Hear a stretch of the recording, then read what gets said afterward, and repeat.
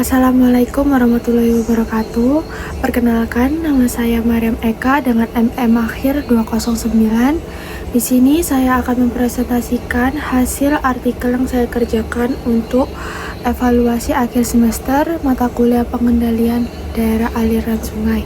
Judul yang saya angkat yaitu analisis perubahan tutupan lahan terhadap frekuensi banjir di Hulu Das Batang Toru, Sumatera Utara. Itu adalah gambaran dari Das Batang Toru, Sumatera Utara.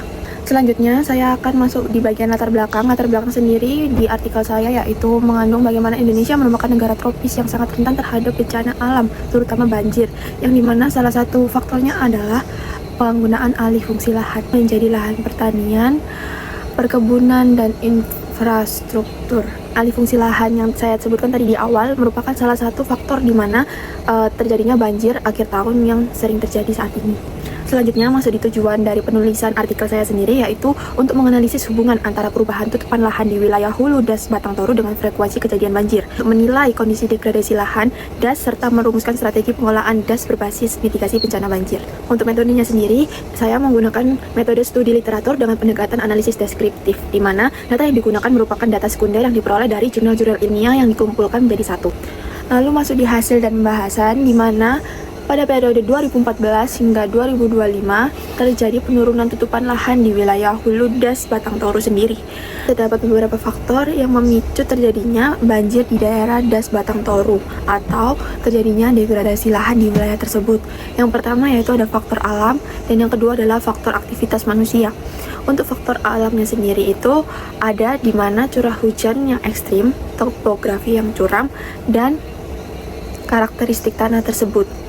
Sementara itu, untuk faktor aktivitas manusianya sendiri itu ada deforestasi, urbanisasi, dan ekspansi lahan pertanian yang merupakan dapat memperparah kondisi lahan das di wilayah tersebut. Satu strategi pengelolaan dasnya sendiri itu dapat dengan berfokus pada perlindungan hutannya sendiri yang tidak boleh diapa-apakan, seperti tidak ditebangin, tidak dibuat pertambangan, tidak dibikin lahan pertanian baru, karena menurut saya perlindungan hutan itu sangat penting karena perlunya vegetasi di setiap kota agar tidak terjadi adanya banjir, erosi, atau degradasi lahan yang lainnya.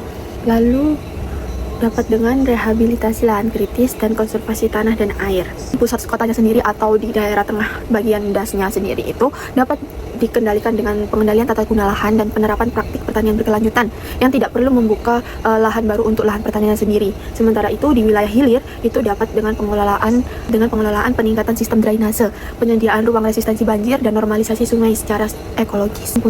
Kesimpulannya sendiri yaitu perubahan tutupan lahan di wilayah Hulu Das Batang Toru berperan penting dalam meningkatkan frekuensi dan intensitas banjir. Degradasi lahan das yang dikombinasikan dengan hujan ekstrim dan aktivitas manusia dapat mempercepat respon hidrologi sungai.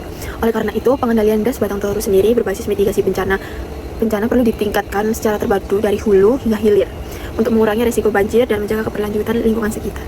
Sekian dari saya, kurang lebihnya mohon maaf. Wassalamualaikum warahmatullahi wabarakatuh.